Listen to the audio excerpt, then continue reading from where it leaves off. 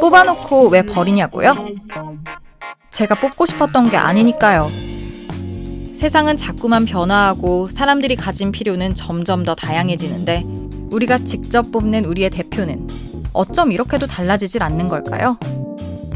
간단합니다. 국민은 결국 표로 심판할 수밖에 없는데 국회의원을 뽑는 선거제도가 뜻대로 안 뽑히는 구식이기 때문입니다. 우리나라는 국회의원 선거 결과가 민심과 일치하지 않을 확률이 압도적으로 높은 나라입니다. 실제 국민들의 정당 지지도와 달리 거대 정당에 투표한 표의 가치는 보통 더 크게, 소수 정당에 투표한 표의 가치는 더 작게 반영되기 때문입니다.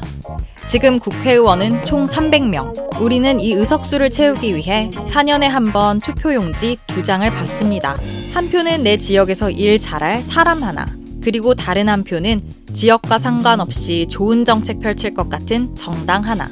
각 지역에서 1등한 사람이 의석을 하나씩 차지하고 나면 남은 의석 약간을 여러 정당이 정당 투표에 비례해서 나눠 가지게 됩니다. 그걸 각각 지역구, 비례대표라고 합니다. 지금 국회는 지역구 TO가 압도적입니다. 지역 의석은 저렇게나 많은데 사는 곳은 강남? 정작 지역조차 제대로 대표되지 않는 건 몇 표를 받든 다른 후보를 이기기만 하면 당선되는 선거 방식. 지역주의가 변함없이 작용하는 이 땅 위에서 유명 정당으로 공천받고 지역 기득권만 잘 관리하면 그게 어떤 인물이든 뭐. 결국 그가 얼마나 괜찮은 사람인지보다 그가 어떤 정당에 속했는지가 훨씬 중요하게 작용하는 사실상 또 하나의 왜곡된 정당 투표인 셈이죠. 사실 해결책은 이미 있습니다. 학계 시민단체는 물론 선관위에서 직접 제시하기도 했던 검증된 대안입니다. 어차피 이 의석이나 저 의석이나 정당과 때려야 뗄 수 없는 결과를 가져온다면 처음부터 정정당당하게 정당 투표를 의석 전체에 작동시키는 겁니다.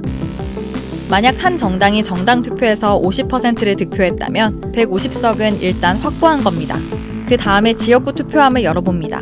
만약 이 정당이 150구 지역구에서 이겼다면 정당 득표로 확보된 150석을 지역구 의석으로 채우는 거고요. 지역구 50곳에서만 이겼다면 나머지 100석은 비례대표로 채우게 되는 거죠. 이런 방식이라면 지역구에서는 한 명도 당선자를 내지 못했지만 각지에 한 표 한 표가 모여서 전국적으로 고르게 지지받는 소수 정당도 지금과 달리 의석을 어느 정도는 받을 수 있게 됩니다.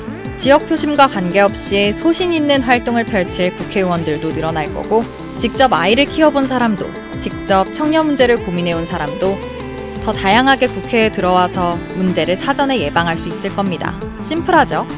전체로 보면 결코 적은 수가 아닌 이 소수가 계속해서 소수자로만 남아있는 이유는 절대 변하지 않았던 요 장치 때문이었습니다. 거대 양당이 쉽게 누려왔던, 그래서 더욱 쉽게 놓지 못하는 우리나라의 최대 기득권이죠. 선거제도 개혁을 아무리 하려고 해도 안 되니까 정권을 내놓는 한이 있더라도 꼭 이 선거제도는 좀 고치고 싶다. 나를 위해서가 아니고 우리 국가의 장래를 위해서 이건 꼭 하고 싶다. 여성과 대표성을 제대로 이렇게 보장할 수 있는 그런 선거제도 개편에 대해서 대통령이 개인적으로 강력하게 지지한다는 그런 말씀을 드리고 싶습니다.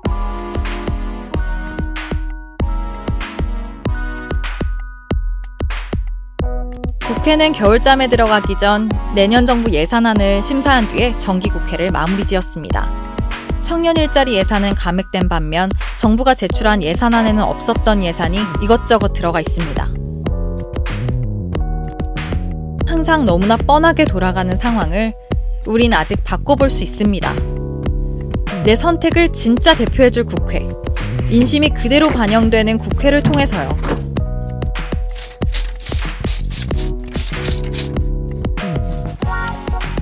지금이 아니면 다시는 기회가 없을 수도 있습니다.